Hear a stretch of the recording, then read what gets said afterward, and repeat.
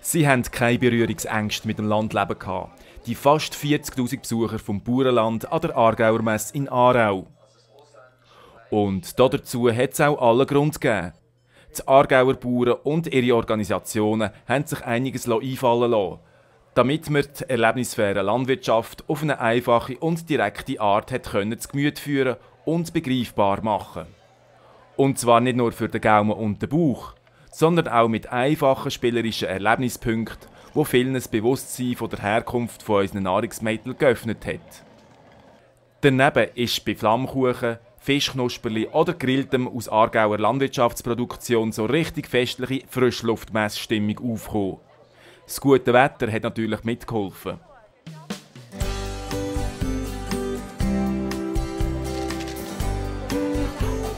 Zum dritten Mal hat auch der Bauernland-Publikumshit stattgefunden. Das Säulirennen.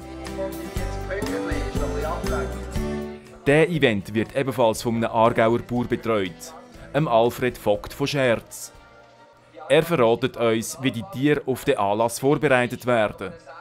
Er lernt da sehr schnell. Es geht aber, dass wirklich regelmäßig die Leistungen bringen und wirklich springen. Geht das schon etwa, oder mache ich das etwa 3 Wochen vor einem Anlass, tue ich die Säule üben. Also mal zahm werden. Ich gehe immer ein bisschen weitergehen mit dem Zieltrögli. Zuerst vielleicht nur 10 Meter weit springen. Mit der Zeit wissen sie ganz genau, in diesem Zieltrögli gibt es immer etwas Gutes zu fressen. Und weil so eine Säule halt sehr schnell wächst, sind es natürlich am Anlass selber schon etwa 40 Kilo. Das sind sie meine idealen Gewichte, wie ich sie jetzt an der AMA habe. Als Neuigkeit haben die Hirtenhund-Vorführungen von Brigitte Meier und ihrem Partner aufwarten. Und die haben ebenfalls grosses Staunen und Schmunzeln ausgelöst.